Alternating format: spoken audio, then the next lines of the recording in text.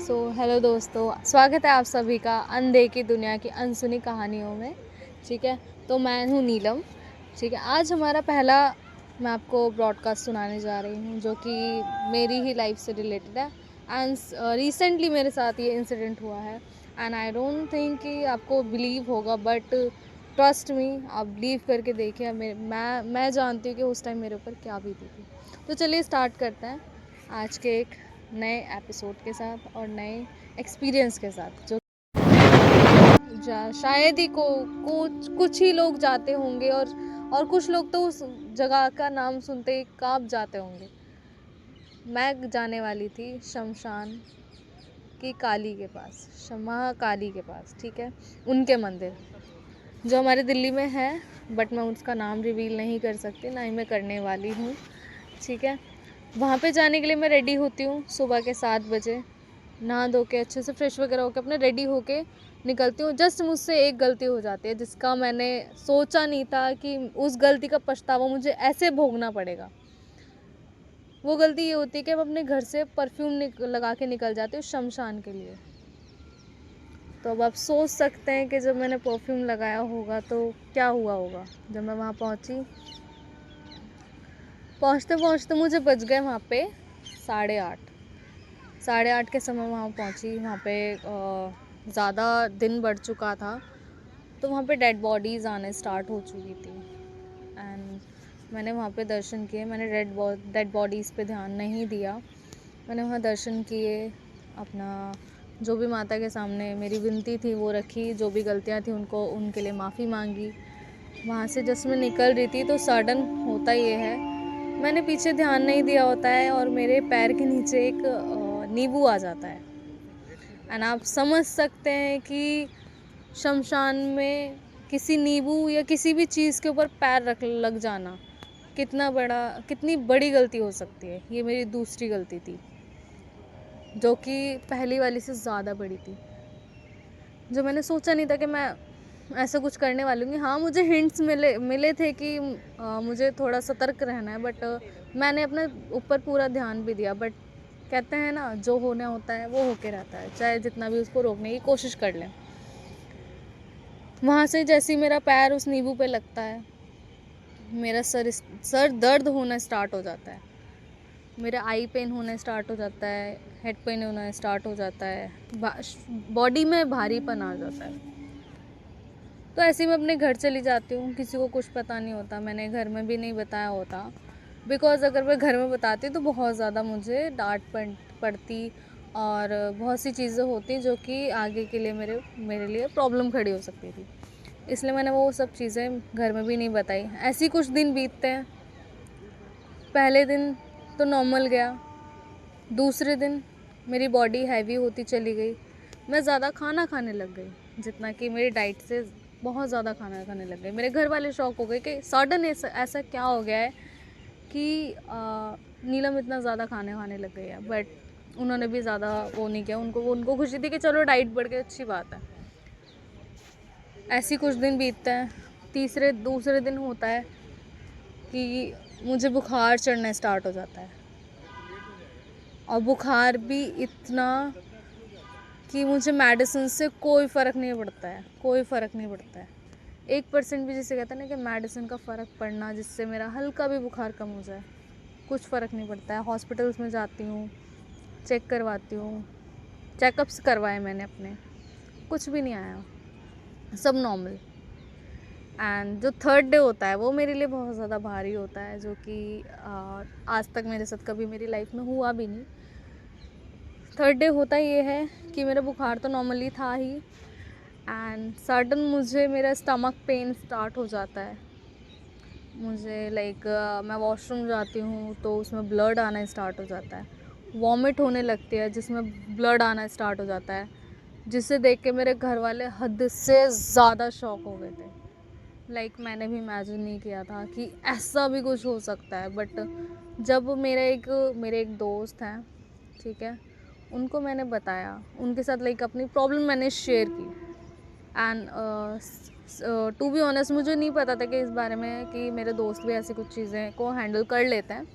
मैं उनका नाम रिवील नहीं कर सकती हूँ, ठीक है, बिकॉज उन्होंने मना किया है। तब मैंने उनको अपनी सारी प्रॉब्लम्स बताई कि मेरे साथ ऐसा ऐसा हुआ, ऐसी ऐसी चीज़ें मेरे साथ हो रही हैं। सो मुझे समझ नहीं आ रहा मैं क्या करूँ। उन्होंने पहले तो मुझे कुछ नहीं बोला, जस्ट उन्होंने मेरी बात सुनी बहुत ध्यान से, सारी चीज़ों को समझा। सेकंड डे जब उनको बताने के बाद जब फर्स्ट डे लगता है, तब मुझे हल्का रिलीफ होता है, जिसका मुझे अंदाज़ा भी नहीं था कि वो कैसे हुआ, क्यों हुआ। सडन कोई मेडिसिन का कोई फ़र्क नहीं पड़ रहा था। तब सेकंड डे वो उनसे मैं मिलती हूँ और उन्होंने मेरे को बताया कि ऐसा क्यों हो रहा था और क्या वजह थी। जो मैंने गलतियाँ की थी, वो गलतियाँ उन्होंने मुझे बताई कि तुमने ऐसी गलतियाँ, मतलब तुमने ये दो जो गलतियाँ की है ना, पहली वाली तो चलो इतनी बड़ी थी भी नहीं, बट जो दूसरी गलती थी उसके बारे में तो सोचना ही बहुत बुरा है। मैंने इतना उनकी बातों को माइंड नहीं किया, बट ठीक है, कोई बात नहीं। मैंने उनकी बातों को सुना। थर्ड डे फिर उन्होंने मेरी हेल्प स्टार्ट की, उन्होंने मेरी हेल्प करना स्टार्ट की। उन्होंने मुझे कुछ रेमेडीज़ बताई, ठीक है, लाइक अपने सर से उतारा करवा के रख दो, और अपने घर में लोवान गंधक, आपने सुना होगा, लोवान गंधक का धुआं करवा दो पूरे घर में। मैं कहा ठीक है, मैं करवा दूँगी। वो भी हुआ 3 दिन, डेली 3 दिन हुआ। हल्का हल्का मेरी बॉडी में लाइक ऐसा होता था, जब मैं वो सोल्यूशन रेमेडी कर लेती थी ना अपने घर पे, थोड़ी देर के लिए, जैसा था 1 घंटे के लिए मेरी बॉडी पे रिलीफ आ जाता था। ऐसा लगता था अब कुछ नहीं है, सब नॉर्मल है। बुखार चला जाता था और सर दर्द जो होता था वो चला जाता था। एंड फाइनली वो दिन आ गया कि जब मुझे बताया गया कि एक्चुअल में था क्या। तब मैं अपने दोस्त से दोबारा मिली, लेकिन इस बार मैं अपने फैमिली मेम्बर को, किसी को साथ लेके गई थी, क्योंकि मेरे दोस्त ने बोला था कि अकेले मत आना, क्योंकि अगर अकेले आई कुछ इशू हुआ तो प्रॉब्लम हो सकती है, कोई तुम्हें संभालने वाला नहीं होगा जो तुम्हें घर लेके जा सके। तो मुझे बताया जाता है कि जब तुमने उस नींबू पे पैर रखा था तो उस पर वो किसी का डेड बॉडी से हटा, मतलब डेड बॉडी पे जिस दिन फूल चुभने जाते हैं ना, फल वगैरह कुछ चढ़ाता है, तो नींबू भी एक फल होता है आई गेस। सो वो चढ़ाया गया था, वो ऐसे ही ढकेलता हुआ उस साइड आ गया था जहाँ पे पानी के जहाँ पे हाथ धोने के लिए जो वॉश बेसिन होता है मंदिर के पास, वहाँ पे मैंने ध्यान नहीं दिया, मेरा वहीं पे पैर लग गया था। तब उन्होंने बताया कि उस नींबू पे 1 नहीं 2 नहीं, अनगिनत। और अगर मैं आपको सच बताऊं तो उन्होंने मुझे काउंट में जो बताया, उसे सुन के तो मेरे खुद के होश उड़ गए थे। लाइक 9 नहीं 10 नहीं 17 एंटिटीज़ थी उस नींबू के ऊपर। एंड सुन के मेरे रोंगटे खड़े हो गए, मेरे होश उड़ गए, मेरी सिस्टर के होश उड़ गए कि इतनी बड़ी बलाई अपने साथ लेकर घूम रही है इतने दिनों से। और वो जो एंटिटीज़ थी वो मेरी बॉडी पे हावी होना स्टार्ट कर चुकी थी, बट ज़्यादा टाइम नहीं हुआ था। लाइक ये जो प्रोसेस है वो कम से कम 10 दिन चला था, 10 दिन ये प्रोसेस चला था। उन एंटिटीज़ ने बॉडी पे मेरे अपना कब्ज़ा जमाना स्टार्ट कर दिया था, जिसकी वजह से मुझे उल्टियाँ हो रही थी ब्लड की, और वॉशरूम जा रही हूँ तो वहाँ पे भी ब्लड आ रहा है।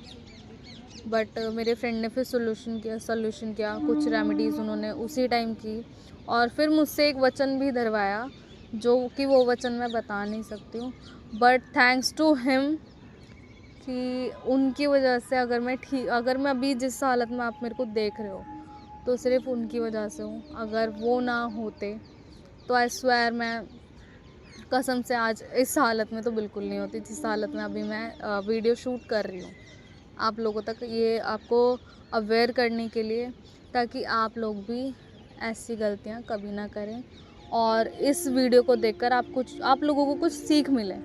सो होप कि आपने बहुत कुछ सीखा होगा, और मेरी वीडियो से आपको कुछ ना कुछ हिंट्स मिले होंगे जो कि आपको नहीं करना है, आपको वो गलतियाँ नहीं करनी है जो मैंने की। बाकी अच्छा लगा आप लोगों के साथ अपनी कहानी शेयर करके, तो जल्दी ही मिलेंगे दोबारा एक नई एक्सपीरियंस और एक नई कहानी के साथ। Stay tuned.